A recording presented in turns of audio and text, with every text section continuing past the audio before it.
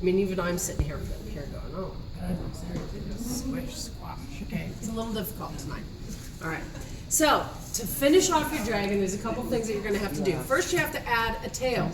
You should have about one full section left of your block, okay?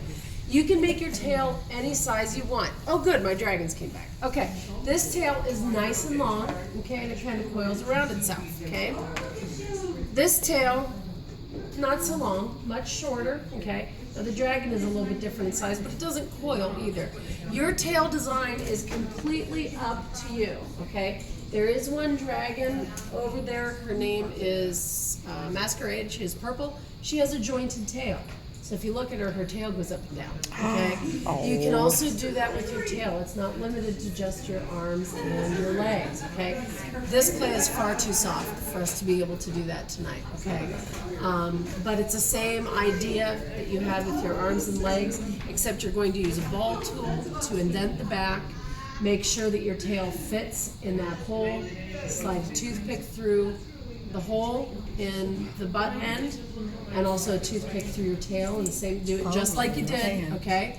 You're gonna bake the two pieces separately so they don't stick together. Then when you take them out of the oven, when you string them together, then your tail will be jointed as well, okay? It's kind of the exact same thing that you did for your legs, okay? So, that being said, once you get this far, and you have your headdress done, okay?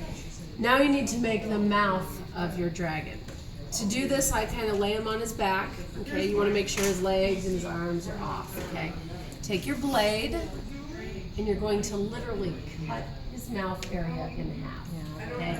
How far you cut is up to you, okay? You can have a big old mouth, you can have a tiny little mouth. You can just insert a ball tool and make him look like he's going, do whatever you want.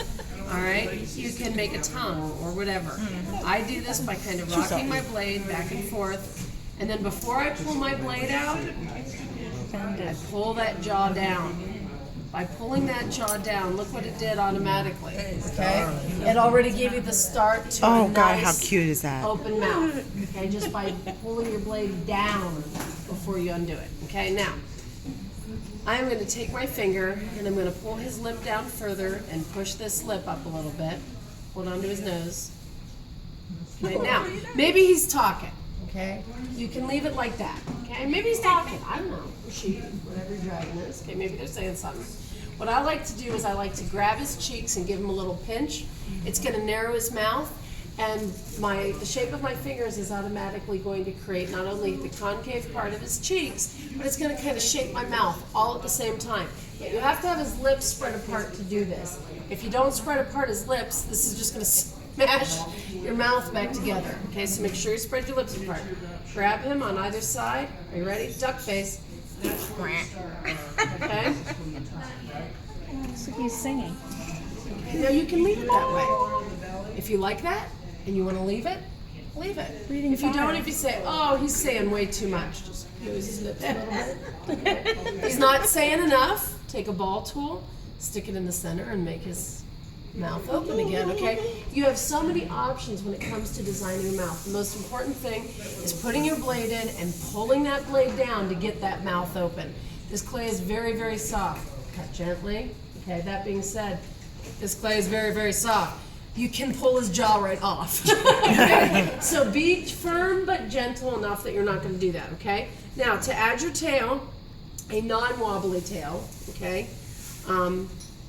It's not rocket science. We start with a ball, and then we make a teardrop. What is this? Is this starting to sound a little familiar? Okay. I'm going to make a nice long little tail for my little guy.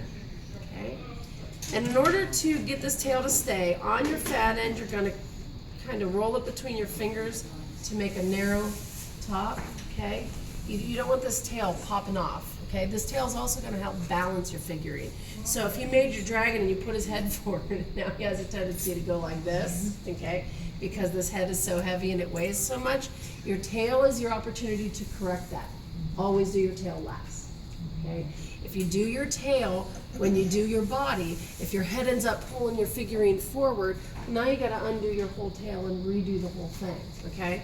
Take your medium-sized dotting tool.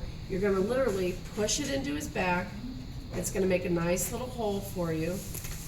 Take the narrow end of your tail, place it in that hole and give it a little push, okay? It's gonna help hold that tail in there. Now what I like to do is right at the base of his butt is pinch it up this way a little bit, because that's gonna kinda help it to turn around, to do whatever you want it to do. That being said, this nice long tail, you can do anything you want with it if you want to. Maybe it's got an itch up there somewhere. No, I don't know. If you want to curl it around the side, that's fine.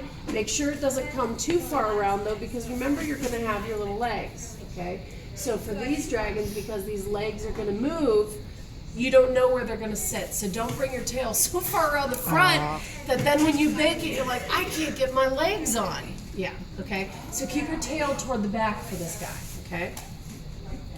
I'm just going to bend up my little tail and give it a little curl, okay? Do whatever you want with your tail to help balance out your figurine. Okay, so here's what it looks like in the back.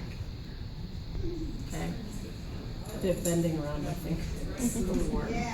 Okay, all right. Now, to finish off your paws, whatever color clay you have used for his headdress and for his body, you want to add that to the bottoms of his feet, the inside of his hands. Okay. Feet are going to be easy. It's only one direction.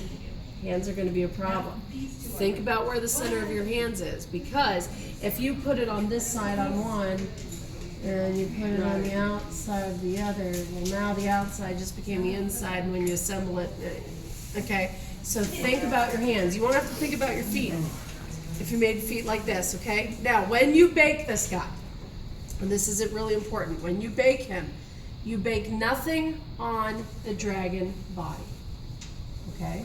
Your dragon body bakes just like this. Make sure before you put that in the oven, you are spitting these toothpicks, because the toothpicks will swell with heat a little bit. Pull, when this guy comes out of the oven and it's safe enough to touch, pull the toothpicks out right away. If you don't, they might stick to the clay.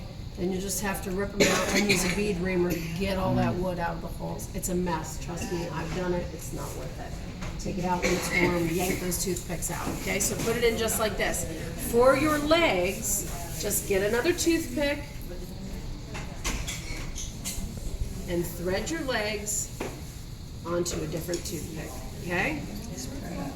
And spread them out so that they don't touch. Yep. Now, when you put them down on your baking tray, I want you to see what my legs are doing, how the feet are kind of kicking in. If I bake them that way, they're going to be that way, okay? If you want your feet to kick out instead, then you need to push those feet out now before you bake it, or they're naturally going to slump back the way they were, okay? The same thing for your hands. I bake my hands individually. I kind of do right and left so that I keep it the same in my brain. So here's half a toothpick, here's the other half. So I'll make half on one toothpick, half on the other. It'll also help you to make the little pads of your animal. Now, everyone keeps asking me, how do you do the white paint dots? Okay, there is a trick to it. Okay, and as soon as I show it to you, you're gonna be like, oh my gosh, that rocks. A head pin? Nope. It's actually even easier than that. It's a toothpick. Yeah. And you're going to dip it in the paint. And what I want, this one's kind of brown from the oven, but watch what happens when I dip it once and make a continuous line. Look what naturally happens. Get smaller. The dots get smaller and smaller and smaller. So once your dragon is baked, if you want to add dotted details in any color paint, I choose white because these are so bright and vibrant. You can use black if you want. You don't have to put any dots on it at all, okay? Use a toothpick, okay? Not a paintbrush, toothpick. Are there any questions about your dragon? No. When you dip the toothpick in the paint, okay, let's pretend this is your little dragon. As you put the toothpick in, because it came off all at once. Okay?